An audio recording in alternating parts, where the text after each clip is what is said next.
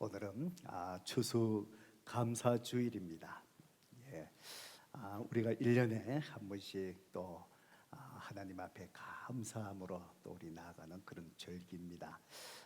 어릴 때에 참 제가 경험했던 추수감사절, 그때는 주위에 농사를 짓는 분들이 아무래도 많았습니다.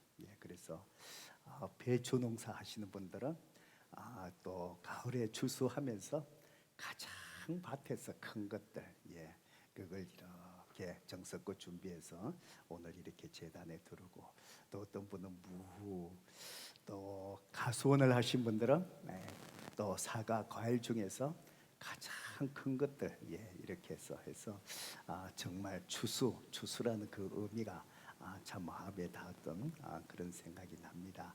1년 동안에 하나님께서 순간순간마다 다 우리에게 은혜로 베풀어 주셨던 그 순간들을 기억하면서 우리가 매일같이 감사하지만 오늘 더 큰 믿음으로 우리가 하나님 앞에 감사와 영광을 돌릴 수 있기를 바랍니다. 오늘 시편 100편의 이 말씀을 통해서 또 하나님께서 저와 여러분에게 어떤 말씀을 주실까요? 설교 제목을 저를 따라 같이 한번 해보시겠습니다. 온 땅이여 주께 감사하라. 한 번 더 해보실까요? 온 땅이여 주께 감사하라. 그렇습니다. 오늘 시편 기자가 온 땅이여, 이 세상에 있는 모든 사람들, 모든 만물들아 하나님 앞에 감사드리라 라는 그런 건명과 선포의 말씀입니다. 오늘 여러분은 무엇으로 인하여 또 하나님 앞에 정말 감사하시겠습니까? 오래전에 미국 대륙을 횡단하는 열차가 있습니다. 그때에 그 열차가 기차에 두 개의 엔진으로 이렇게 움직이는 그런 열차였습니다. 한참을 가다가 로키 산맥, 로키 산을 올라가려고 이제 그 밑바닥에 이제 서서히 차가 하는데 그만 두 개의 엔진 중에 한 개의 엔진이 그만 꺼져 버렸습니다. 그러면은 한 개의 엔진으로 그 높은 산을 이렇게 경사를 올라가기가 쉽지는 않습니다. 그런데 기관사가 하나라도 충분히 올라갈 수 있다라고 생각을 하고 그냥 시도를 하게 되었습니다. 그래서 기차가 로키 산을 이렇게 올라가다가 참 불행하게도 그만 중간에서 기차가 서버렸습니다. 그러니까 어떻게 될까요? 오도 가도 못하고 기차가 중턱에 걸려 있으니까 기차를 타고 있던 많은 승객들이 웅성웅성하고 당황하게 되었죠.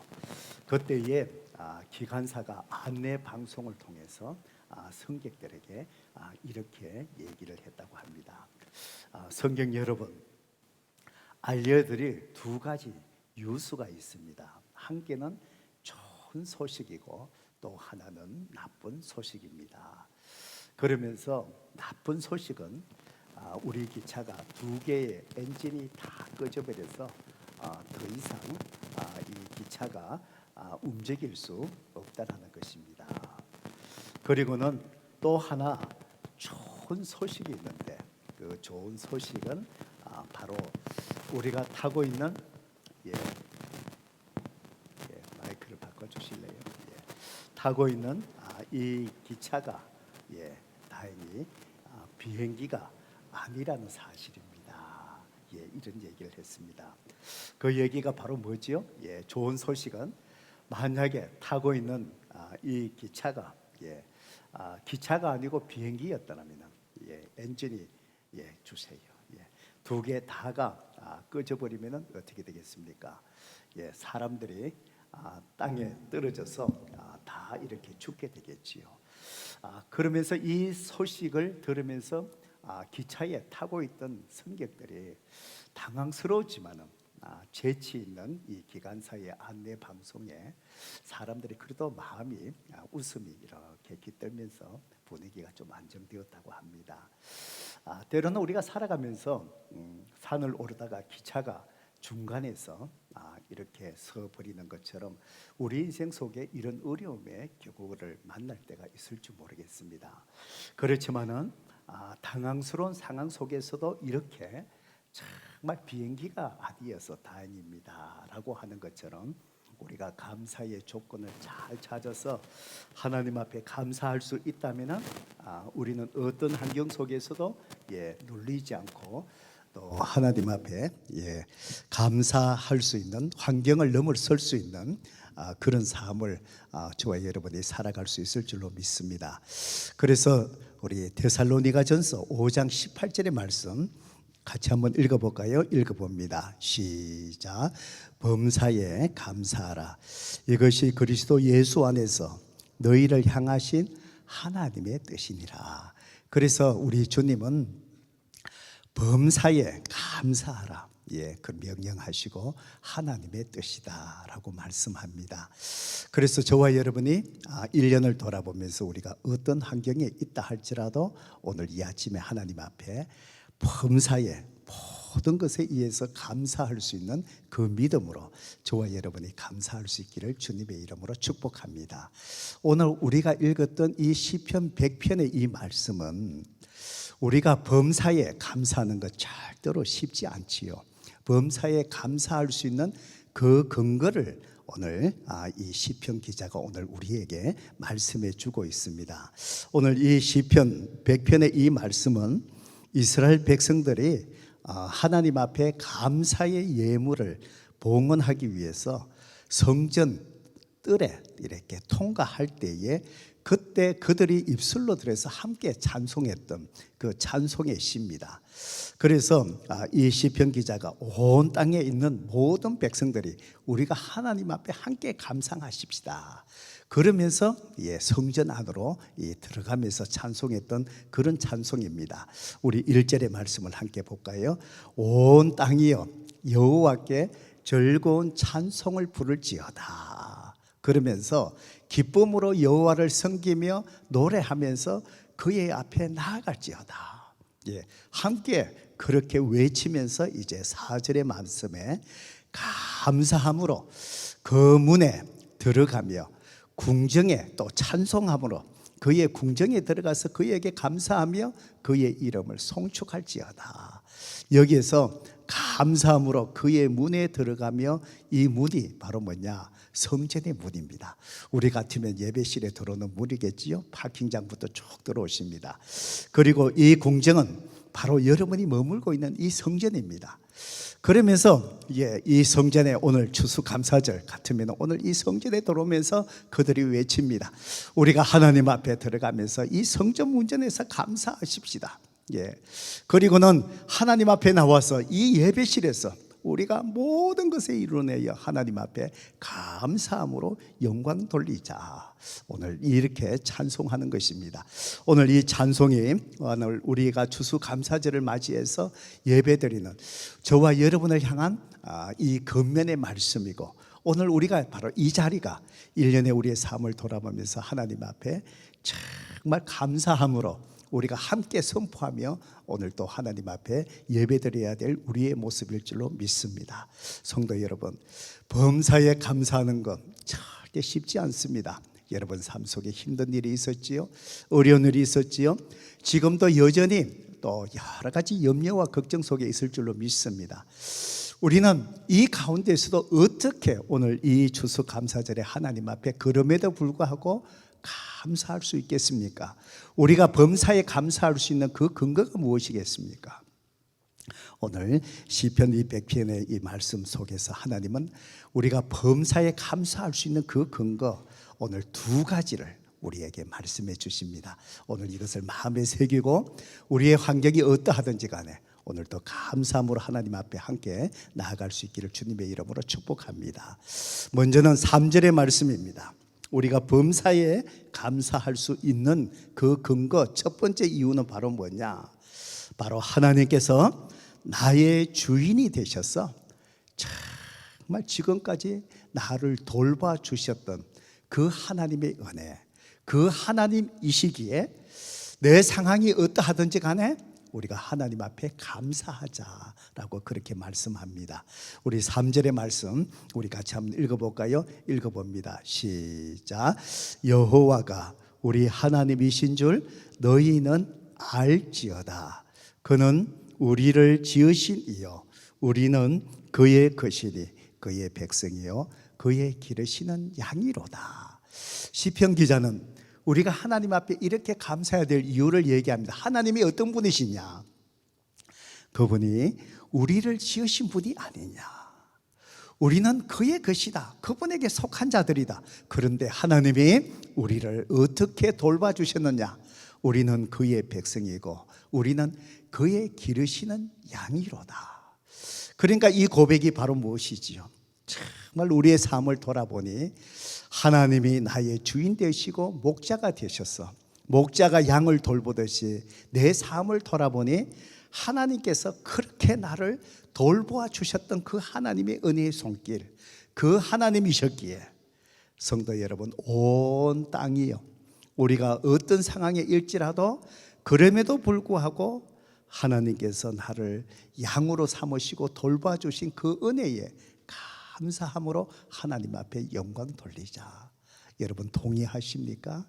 여러분 오늘까지 저와 여러분이 이 자리에 있게 된 것, 지금 나의 나 된 것, 이것이 여러분이 애썼고 수고하셨고 다 하셨지만은 지금까지 하나님께서 돌봐 주신 하나님의 은혜이신 줄로 믿습니다. 예, 은혜입니다. 어제 우리 이조하시는 성도님이 한 분 계셔서 토요일 날 신방을 했습니다. 신방을 이렇게 하면서 그분이 이제 작년에 암이 발병이 되셔서 수술하시고 지금 이제 항암 치료 거의 이제 끝나가는 상태에 그렇게 계셨습니다. 그래서 신방하면서 제가 시편 23편 말씀 여호와는 나의 목자시니 내게 부족함이 없으리로다. 그 말씀을 제가 같이 예배드리면서 말씀으로 건면해 주면서 그런 얘기를 했습니다. 제가 보면서 집사님 참 1년 전에 암이 발병해갖고 두렵고 염려하고 걱정하고 있을 때에 제가 신방했었던 것을 기억합니까? 그때에 제가 신방했는데 암 진단을 금방 받으셨어요. 예. 그리고는 이제 의사를 또 만나서 그 다음 단계 어떻게 할 것인가 하는 그런 단계였는데 얼마나 불안해 하셨던지. 예. 그래서 가게로 신방했는데 제 아내하고 같이 이렇게 신방했는데 그 여자 집사님이 제 아내를 붙들고 그렇게 우시더라고요. 예. 너무나 예, 그 장면이 제 마음속에 꽉 찍혀 있어요. 불안해했지요. 지금까지 고생하면서 애쓰고 일해왔는데 이게 지금 뭐냐 뭐 그런 생각들, 그 다음에 내가 어떻게 될 것인가 그 두려움 속에서 어찌할 줄 몰랐어.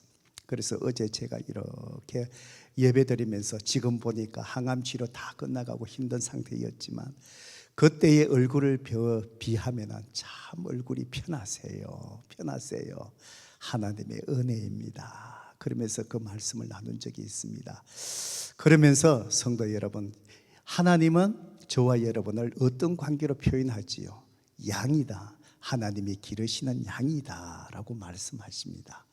여러분, 양이 어떤 존재인 줄 아십니까? 저는 어릴 때에 저희 부모님이 짐승을 좋아하셔갖고 집에서 양을 키워봤습니다. 농촌진흥청 아버님 공무원에서 사택에 살았습니다. 뒷문을 열고 나가면은 그 강이 있고 그 긴 뚝이 있었어요. 예, 강가지에 그 거리가 있어서 그 초장들 풀이 확 자르고 그런 곳이었습니다. 그러다 보니 집에서 양을 키우고 그러면은 낮에 양을 그 뒤로 가서 강둑에다가 이렇게 말뚝을 박아놓고 풀을 뜯어 먹입니다. 그리고는 이제 배가 부르면은 양을 저녁에 또 데리고 들어오지요. 그런데 참 이 양이 제가 어릴 때 그 아버님 따라 가면서 심부름도 하고 양을 끌고 가보게 돼서 제가 정말 경험으로 아는 게 뭐냐면은 양이 참 무서워하는 존재입니다. 참 약합니다. 바로 앞에 웅덩이에 이렇게 물이 있잖아요. 그냥 물이 많은 것도 아니에요. 조금만 있으면 양이 지나가면 되잖아요. 짐승 같으면. 그런데 이 양이 그걸 못 들어갑니다. 쭈빗쭈빗하면서 돌아갑니다. 그 정도로 겁이 참 많은 그런 이 초식 동물이지요. 그런데 이 양의 또 특징이 바로 뭐냐? 3m 앞을 내다보지 못하는 근시안입니다. 근시안. 그러니까 3m 밖에 가시덤불이 있는지, 짐승이 자기를 잡으려고 기다리고 있는지, 뭐가 있는지 전혀 이 양이 3m 밖에 뭐가 있는지를 전혀 알지 못합니다. 예, 그러니까 이 양에게, 이 연약한 양에게 절대적으로 필요한 것이 바로 무엇입니까? 목자입니다. 목자. 예. 그래서 이 목자가 양을 쭉 이렇게 칠 때는요, 목자가 어떻게 합니까? 양 앞에 갑니다. 텍사스에 카우보이들, 예, 소떼들을 몰 때 카우보이는 어디서 모지요? 뒤에서 몹니다. 예, 말을 타고 채찍을 휘두르고 막 걸어가는데, 양떼를 거느릴 때 목자는요, 뒤에서 양을 모는 것이 아니고 앞에 갑니다. 왜요? 양이요, 앞을 3m 밖을 모르기 때문에.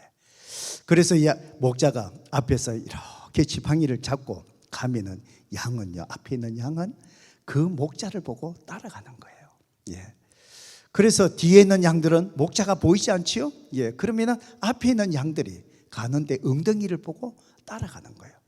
그러다가 이 뒤에 따라가는 양이 그만 앞에 있는 양을 그만 딴짓하다가 놓쳐버리면 3m 밖을 모르니까, 그러면 양은 길을 잃어버려요. 예. 그래서 양은 꼭 누가 필요하냐? 목자가 필요합니다. 그래서 시편 23편의 말씀처럼 여호와께서 나의 목자 되셔서 푸른 초장으로 쉴만한 물가로 나를 어떻게 해요? 인도해 주셨다. 성도 여러분, 1년 동안의 저와 여러분의 삶을 이렇게 한번 돌아보세요. 저와 여러분은 양입니다. 3m 밖을 내다보지 않은 것처럼 우리는 내일 일을 알지 못합니다. 내년에 우리에게 일어날 일 아무도 알지 못합니다. 어제 그 가정에 신방하면서 제가 그랬습니다. 우리가 양이지 않습니까? 우리 집사님 그 몸에 암이 생길 줄 생각하셨습니까? 아니에요, 목사님. 우리는 그렇습니다. 성도 여러분, 그렇습니다. 몇 년 전에 여러분이 아신 것처럼 제 아내도 갑상선 암 수술을 했습니다. 그리고는 다 직장도 그만 다 내려놨습니다. 저는 암 발견 하기 위해서, 검사하기 위해서, 바이압식 그걸 하죠. 조직 검사를 하죠. 조직 검사하고 난 다음에 그것이 의사에게 결과가 통보되고 의사가 환자에게 전화를 해주잖아요. 저희 집 사람이 검사를 하고 그 주에 의사 전화를 기다리고 있었습니다. 그때 의사가 전화할 때가 언제였느냐? 저희 집 사람하고 저하고 공원에서 저녁을 먹고 산책을 하고 있었습니다. 걷고 있는데 갑자기 그 공원에 걷고 있는데 전화가 왔습니다.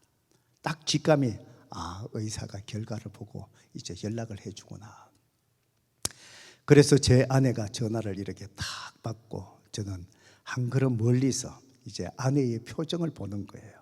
결과가 어떻게 나왔을까? 아무래도 암이 의심이 되어서 조직 검사를 한 것이지요. 그런데 전화를 받는 아내의 모습을 딱 보니까 갑자기 얼굴이 굳어지더라고요. 조직 검사했는데 이게 암이구나. 그러면서 그때의 그 충격들, 그 충격을 제가 잊을 수 없습니다. 아무래도 갑상선 암이 그래도 쉬운 암이라고 얘기하지만 그래도 암은 암이잖아요. 바로 그 순간에 전화를 탁 받고 저희 집사람도 얼굴이 굳어버리고, 그리고는 그날 저녁에 저와 제 아내가 아무 말도 하지 않았습니다. 아무 말도 하지 않고 그날 밤에 스스로 하나님 앞에서 이 상황을 다 이렇게 소화해 나가야 되는 그 과정의 시간이기 때문에 제 아내하고 한 번도 그날 밤에 얘기하지 않고 그냥 침묵으로 스스로 하나님 앞에 기도하면서 시간을 보냈던 그날을 기억합니다. 성도 여러분, 그때까지 저도 여러 가지 병들고 또 암이 생기고 수술하고 우리 성도님들 위해서 기도하고 또 위로해주고 이렇게 했지만은, 그러면서 그 순간에 참 제가 느낀 것이 무엇인 줄 아십니까? 다른 사람이 암이 걸려서 위로도 해주고 그렇게 했지만은 나에게, 내 아내에게 이렇게 암이 올 것이란 생각을 해본 적이 없거든요. 그때에 이렇게 암의 선고를 받고 암이 걸렸다는 것을 이렇게 연락받았을 때에 그때에 그 사람들의 마음이 이런 마음이었겠구나, 이런 염려와 걱정과 아픔이었겠구나. 그때 제 아내가 경험하고 나니까 이해가 되더라고요. 성도 여러분, 여러분도 그렇지 않습니까? 다른 사람이 이것 때문에 아프고 어려움이 왔을 때에 참 안 됐다라는 그런 마음에, 긍휼의 마음, 아픈 마음이 있지만은 그것이 실제로 나에게 일어날 것이라고 우리 많은 사람들은 생각하지 않지 않습니까? 여러분, 그 일들이 저와 여러분에도 일어날 수 있다는 것입니다. 우리는요, 다 양 같아서, 성경은 우리가 양 같아 그랬잖아요. 우리는 다 양 같아서 우리 앞에 일어날 일들, 3m 앞을 내다보지 못하는 그 양처럼 우리에게 일어날 일들 우리는 알지 못합니다. 알지 못합니다. 어떤 분의 또 간증을 돌아보니 그렇습니다. 한국 가셔서 재미있는 시간을 다 보내시고, 몸이 좀 안 좋아서 옆에 있는 가족들이 그래요. 가서 한번 진찰 한번 받아보고 가라고. 한국에서 왔는 김에 재미있게 놀고 즐겁게 시간 거리고. 아이 괜찮다, 그래도 한번 해볼까, 무슨 검사 받고 가는 게 안 좋겠느냐. 마지 못해서 검사를 했습니다. 하고 나니까 벌써 암이 진행된 것을 발견하게 된 거예요. 그때 그분이 간증하더라고요. 목사님, 사람이 참 어리석지요. 제 몸에 암이 자라고 있는 것도 제가 모르면서 그저 이것저것 즐긴다고 이거 하고 저거 하고, 그것을 돌아보니 얼마나 내가 어리석은지 모르겠습니다. 성도 여러분, 우리 모두 다가 다 그런 것 같아요. 우리는 내일 일을 알지 못합니다. 오늘 밤에 내가 어떻게 될지 모릅니다. 내가 내일 건강한 모습으로 하루를 맞이해야 할지 우리는 알지 못합니다. 내가 열심히 싸운 내 비즈니스 어떻게 될지 우리는 아무도 모릅니다.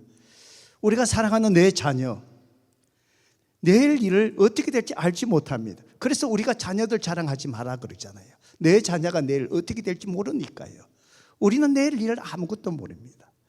성도 여러분, 1년 동안에도 우리를 부족함이 없게 하고 지금 이 자리에 이르게 한 것은 내가 다 노력했기 때문이 아니라, 내 힘이 아니라 바로 하나님께서 나의 주인이 되시고 나를 양으로 삼아주시고 하나님께서 돌봐주셨고 길러주셨고, 그러기에 오늘 이 자리에까지 저와 여러분이 이르게 된 줄로 믿습니다. 오늘 우리의 상황이 어떠할지라도 그 상황 때문에 하나님 앞에 감사하는 것보다도 하나님께서 나의 주인이 되어주시고 바로 내가 하나님의 자녀가 되어서 나를 양을 돌보듯이 돌봐주시는 하나님의 그 은혜의 손길, 그걸로 인하여 오늘 저와 여러분이 어떤 상황 속에서도 하나님 앞에 감사할 수 있기를 주님의 이름으로 축복합니다. 두 번째로, 우리가 오늘 하나님 앞에 기쁨으로 감사드릴 수 있는 두 번째의 근거, 바로 5절에서 또 하나님께서 우리에게 말씀하십니다. 감사하는 자에게 하나님은 더 큰 은혜로 우리를 채워주시는 하나님이시기에 어떤 어려운 상황 속에서도 이 믿음으로 우리는 하나님 앞에 감사해야 된다라고 그렇게 말씀합니다. 시편 100편 5절의 말씀 우리 같이 한번 읽어볼까요? 읽어봅니다. 시작. 여호와는 선하시니 그의 인자하심이 영원하고 그의 성실하심이 대대에 이르리로다. 아멘. 여호와 하나님은 선하신 분이라고 말합니다. 또 여호와 하나님은 인자하심이 영원하다. 우리를 사랑하시는 하나님의 사랑이 끝이 없다라고 말합니다. 그의 성실하심이, 그의 우리를 향한 사랑의 페이스풀하신 그 성실하심이 어떻게 해요? 대대에 이르리로다. 시편 기자는 바로 여호와의 문 앞에 들어가며 그 예배실에 들어가서 우리가 감사하자라고 얘기하면서, 왜 그러냐? 하나님이 우리를 정말 양으로 목자 되셔서 돌봐주시기 때문에 그렇다. 그리고 하나님의 그 돌봐주심, 인자하심, 선하심, 그 성실하심이 우리를 향한 하나님의 그 사랑이 대대에 영원토록 이르기 때문이다. 바로 무엇을 얘기합니까? 오늘 우리가 매일같이 하나님 앞에 어떤 상황 속에서 감사해야 될 것은 바로 뭐냐? 우리가 그 감사함으로 하나님 앞에 믿음으로 나아갈 때 하나님은 선하시고 인자하시고 성실하신 분이시기 때문에 우리가 하나님 앞에 믿음으로 감사할 때 우리를 향한 하나님의 은혜가 계속해서 대대에 이르도록 영원토록 하나님의 은혜가 우리 가운데 임하기 때문이다. 성도 여러분, 그러기에 저와 여러분이 힘들면 힘들수록 우리는 하나님 앞에 감사를 잊지 않아야 됩니다. 우리의 삶이 아무리 좋다 할지라도 하나님 앞에 감사가 멈추는 그 순간 우리의 인생 속에 하나님의 은혜는 메말라가기 시작합니다. 그렇지만 힘들고 어려운 상황 속에서도 다른 것은 다 잃어버린다 할지라도, 건강을 잃어버리고 물질을 잃어버리고 모든 것을 잃어버린다 할지라도 오늘도 나를 향한 하나님의 사랑, 그 인자하심, 바로 그 선하심, 그걸 잊지 아니하고 믿음으로 끝까지 하나님 앞에 그 믿음으로 감사하며 하나님을 앞에 찬양할 때 우리를 향한 하나님의 사랑, 그 은혜가 다 풍성하게 채워주시는 그 은혜를 우리가 경험하게 될 줄로 믿습니다. 우리는 어떤 상황 속에서도 감사해야 될 이유, 두 번째 이유라는 것입니다. 성도 여러분, 저는 이 감사절의 이 말씀을 이렇게 묵상할 때마다 꼭 떠오르는 사람 중에 몇 사람이 있습니다. 하박국의 고백도 있고요, 또 다른 사람 예레미야 선지자 애가에서 하는 그 고백이 항상 제 마음속에 떠오릅니다. 예레미야 선지자, 그 당시에 이스라엘 백성들에게 정말 눈물로 하나님 앞에 돌아오라라고 정말 선포했던 선지자입니다. 그 당시 남유다 백성들 하나님 앞에 돌아서 갖고요, 자꾸 죄악된 길로 갑니다. 가지 않아야 될 자리로 갑니다. 서지 않아야 될 자리에 섭니다. 눈물로 예레미야 선지자가 돌아오세요, 돌아오세요, 돌아오세요. 하나님 앞에 회개하고 이 믿음의 자리로 돌아오세요. 그렇지 않으면은 하나님의 더 무서운 징계가 임합니다. 그것이 바로 뭐지요? 바벨론을 통해서 이 예루살렘과 그 이스라엘 민족을 완전히 하나님께서 정말 끔하게 심판하시는 거예요. 그래서 예레미야 선지자가 그것을 알기에 수없이 눈물로 돌아오세요, 돌아오세요, 돌아오세요. 지금 우리 성경 통독의 예레미야 말씀 거의 다 읽어갔잖아요, 그죠? 예레미야 말씀을 읽으셨잖아요. 그러니까 사람들이, 그 당시의 백성들이 이 예레미야 선지자의 이 말씀이 듣기 싫은 거예요. 사람은요, 옳은 말은 참 듣기 싫은 것 같아요. 계속해서 그렇게 얘기하니까 어떻게 해요? 예레미야 선지자를 매를 칩니다. 시위대 뜰 안에 가두어 버립니다. 그렇게 핍박을 합니다. 그런데요, 결국은 이스라엘 백성들이 눈물로 호소하는 예레미야 선지자 이 말씀을 듣지 않고 제갓길로 갑니다. 결국은 하나님의 심판이 임했지요. 예루살렘 성전이 다 불타버렸습니다. 그리고 모든 삶이 다 무너져 버렸습니다. 그리고는요, 그 백성들이요, 가난하고 빈민자만 그 땅에 남고 모든 백성들은 포로로 잡혀가고 끌려갑니다. 심지어는 시드기야 왕 어떻게 하지요? 자식들이 죽고요, 두 눈이 빼이갖고요, 밧줄에 매여서 끌려갑니다. 예레미야 선지자가 눈물로 여러분이 회개하지 않고 하나님 앞에 빨리 돌아오지 아니하면 이런 일을 겪게 될 것이다, 그렇게 얘기했는데 그 일이 실제로 일어났고 자기가 예언한 그 말씀을 실제로 자기가 지금 눈으로 보는 거예요. 얼마나 가슴이 터질 것 같아요, 그렇죠? 하나님 앞에 돌아오면 이렇게 될 것이다라고 수없이 눈물로 호소했는데 그 모습을 자기 눈으로 지금 목격하고 나니까 예루살렘 성전이 불타고 모든 것이 불타고 연기가 피어오르고 그 자리에 앉았어요. 예레미야 선지자가 수날을 눈물로 통곡하며 웁니다. 그것이 예레미야 애가 슬픔의 노래거든요. 예레미야 애가 3장 22절에서 24절에 예레미야 선지자가 이렇게 고백합니다. 같이 한번 읽어볼까요? 읽어봅니다. 시작. 여호와의 인자와 긍휼이 무궁하심으로 우리가 진멸되지 아니함이니이다. 이것들이 아침마다 새로우니 주의 성실하심이 크시도소이다. 내 심령에 이르기를 여호와는 나의 기업이시니 그러므로 내가 그를 바라리라 하도다. 여러분, 정말 모든 것이 틀어버리고 수없이 울면서 이 예레미야 선지자가, 그런데도 오늘 이 말씀을 보니까 뭐지요? 절망하지 않습니다. 낙심하지 않습니다. 그런데 예레미야 선지자가 뭐라고 얘기하지요? 여호와의 인자와 긍휼이 무궁하심으로 우리가 진멸되지 아니함이로다. 지금 이스라엘 상태가 어떻습니까?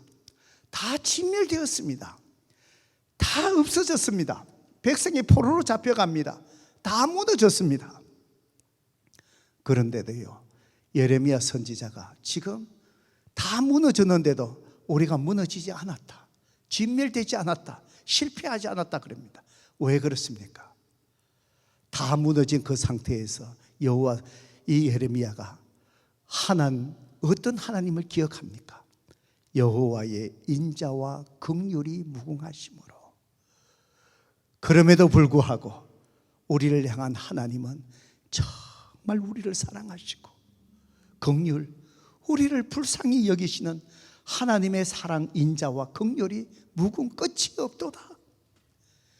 그 하나님의 그 사랑을 기억하니 예레미야 선지자가요, 지금 다 무너진 상태에서 뭐지요? 우리가 진멸되지 아니했도다. 성도 여러분, 오늘 저와 여러분에게 이 믿음이 있기를 주님의 이름으로 축복합니다. 우리가 모든 것을 다 잃어버리고 건강을 잃어버리고 모든 상황이 악해져 있는 상황 속에서도 우리가 기억해야 될 것은 바로 뭐지요? 나를 구원해 주신 그 하나님이 누구신가? 그 하나님이 누구신가? 우리를 양같이 돌보시는 하나님의 인자와 긍휼하심이 무궁하신 하나님. 23절에 뭐라고 얘기하죠? 이것들이 아침마다 새로우니 주의 성실하심이 크시도소이다. 이것이 바로 뭘까요? 저는 예레미야 선지자의 감사의 찬양으로 생각합니다. 이것이 바로 뭘까요? 우리를 향한 하나님의 사랑, 우리를 불쌍히 여기시는 그 하나님의 사랑이 너무 크신 것이, 이 사실이 아침마다 지금 다 무너져 있는 이 상황 속에서도 새롭게 하나님의 사랑이 다가오니 내가 무너지지 아니하도다. 주님의 그 성실하심이 크시도소이다. 그 상태 속에서 예레미야 선지자가 바로 하나님 앞에 감사의 찬양을 올리는 거예요. 성도 여러분, 이렇게 예레미야 선지자가 무너진 가운데서 무너지지 않았다. 그러면서도 슬퍼하면서도 그 속에서도 하나님 앞에 감사함으로 찬양 올릴 수 있는 그 이유가 바로 뭘까요? 바로 24절의 말씀이지요. 내 심령에 이르기를 여호와는 나의 기업이시니 그러므로 내가 그를 어떻게 해요? 바라리라. 바로 하나님이 어떤 분이신지를 아시고 그 상황 속에서도 오직 하나님만이 소망 되시는 것, 바로 그분의 사랑과 긍휼하심이 너무 크시기에 우리를 향한 사랑은 변함이 없다. 그래서 언젠가는 하나님께서 우리를 다시 회복시켜 주시리라는 소망, 그 소망 속에 하나님을 바라보니 그 속에서도 하나님 앞에 믿음으로 하나님의 성실하심을 감사함으로 찬양할 수 있는 것이에요. 성도 여러분, 그렇습니다. 오늘 우리의 상황이 어떠하더라도 하나님 앞에 감사할 수 있는 것은 바로 이런 하나님 때문에 우리가 감사하고 하나님을 바라보며 그 믿음으로 감사해야 될 줄로 믿습니다. 오늘 시편 기자가 고백한 두 가지이지요. 하나님은 나의 주인이 되셔서 지금도 내가 깨닫지 못한 가운데서도 하나님은 양같이 우리를 돌보아 주시기 때문입니다.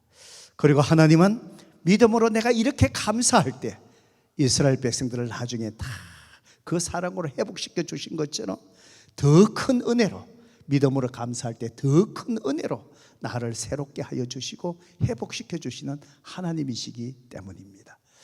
오늘 여러분 눈가에 여전히 눈물이 있었습니까? 여전히 여러분 마음속에 아픔이 있습니까? 아직도 여러분의 삶 속에 해결되지 못한 어떤 그 상황 속에 여전히 여러분이 놓여 있으십니까? 오늘 그 상황 자체로 인하여 우리는 하나님 앞에 감사할 수 없겠지만, 그렇지만 여전히 나의 하나님은 어떻게 해요? 그럼에도 불구하고 나의 목자가 되셔서 나를 돌봐 주셨고, 내가 이 상황 속에서도 예레미야 선지자처럼 하나님의 그 인자하심, 그 긍휼하심, 그 하나님을 바라보면서 믿음으로 감사할 때 하나님은 하나님의 때에 모든 것을 회복하시고 우리에게 더 큰 은혜로 하나님께서 우리에게 부어주신 하나님이시기에 오늘도 이 추수감사절에 그 믿음으로 환경을 넘어서서 저와 여러분이 감사할 수 있기를 주님의 이름으로 축복합니다.